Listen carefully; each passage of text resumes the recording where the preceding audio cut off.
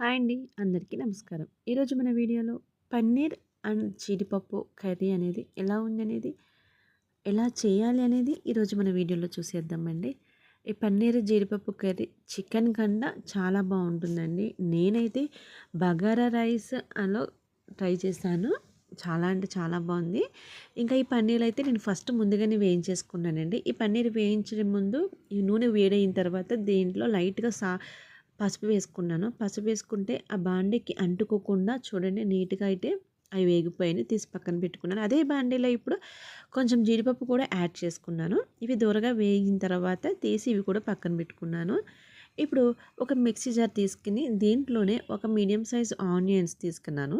దీంట్లోకి వేయించిన జీడిపప్స్ ఒక 4, 5 పలుకులు అవి కూడా యాడ్ చేసుకోవాలండి. ఇవన్నీ వేసుకున్న తర్వాత ఇది కొంచెం మిక్సీ పట్టుకుని పేస్ట్‌లా చేసుకోవాలి. చూడండి ఇట్లా మిక్సీ పట్టిన పేస్ట్‌లా చేసుకున్న తర్వాత ఈ వేడైన ఆయిల్‌లోకి ఈ onion paste and 1 tablespoon అల్లం వెల్లుల్లి పేస్ట్ కూడా దీంట్లో యాడ్ చేసుకోవాలి. ఇది ఆయిల్‌లో ఎంతసేపు మగ్గితే అంత టేస్ట్ బాగుంటుందండి. పచ్చివాసన పోయి చాలా టేస్ట్ ఉంటుంది. సో మూత పెట్టుకుని మీడియం ఫ్లేమ్‌లో పెట్టుకుని మగ్గుతూ ఉంటుంది. దీంట్లో ఒక బిర్యానీ ఆకు 2 ఇలాకి దాల్చిన చెక్క, 2 లవంగాలు, ఇలాచి కూడా యాడ్ చేసుకుని మూత పెట్టుకుందాము. ఈలోపు మిక్సీ జార్ తీసుకుని దీంట్లో 2 టేబుల్ స్పూన్ 2 మీడియం సైజ్ టమోటాలు యాడ్ చేసుకుని పేస్ట్ కూడా చేసుకుందామండి. ఇప్పుడు ఇదైతే బాగా వేగింది కాబట్టి మనం పేస్ట్ చేసి పక్కన పెట్టుకున్న టమోటా జ్యూస్ కూడా దీంట్లో యాడ్ చేసుకుందాము. ఇది కూడా బాగా పచ్చివాసన పోయి ఆయిల్లో ఎక్కువసేపు మగ్గాలండి. కర్రీ అనేది టేస్ట్ ఇక్కడే ఉంటుంది. ఇది ఎంత దగ్గరికి అయ్యి ఆయిల్లో ఎంత బాగా మగ్గితే కర్రీ అనేది అంత టేస్ట్ ఉంటుందండి.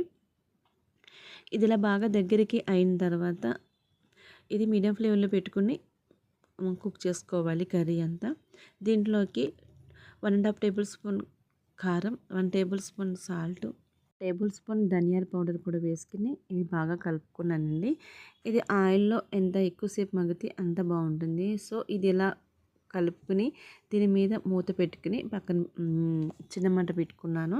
ఇది ఇలా మగ్గిన తర్వాత దీంట్లోకి ఒక 2 టేబుల్ స్పూన్ కర్డ్ వేసుకున్నాను. మా కర్డ్ గట్టిగా ఉంటుంది, ప్యూర్ బర్రెది కాబట్టి. సో దాన్ని నేను 2 టేబుల్ స్పూన్ కింద యాడ్ చేసుకున్నాను. సో ఇది బాగా కలుపుకున్న తర్వాత ఇది కూడా మీడియం ఫ్లేవర్లో మగ్గుతూ ఉండాలి. నాకు దీంట్లో 1 టేబుల్ స్పూన్ వరకు గరం మసాలా యాడ్ చేసుకున్నానండి. ఇది అలా యాడ్ చేసుకున్న తర్వాత దీంట్లో మనం వేయించి పెట్టుకున్న జీడిపప్పు, పన్నీర్ ఉన్నాయి కదండి, ఇవి కూడా దీంట్లో యాడ్ చేసుకుని ఈ మసాలా, ఈ కారం, ఉప్పు అవన్నీ వీటికి పట్టేటట్టుగా కలుపుకొని మూత పెట్టుకున్నాను.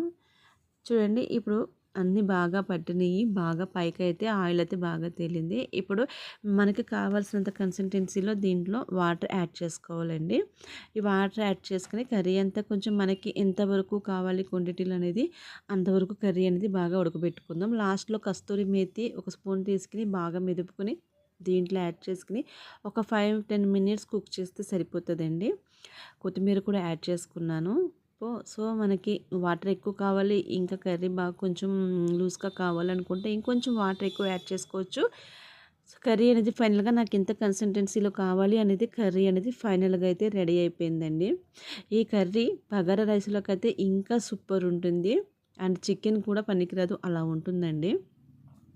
సో నాకు కావాల్సిన కన్సిస్టెన్సీలో అయితే కర్రీ అనేది రెడీ అయిపోయింది.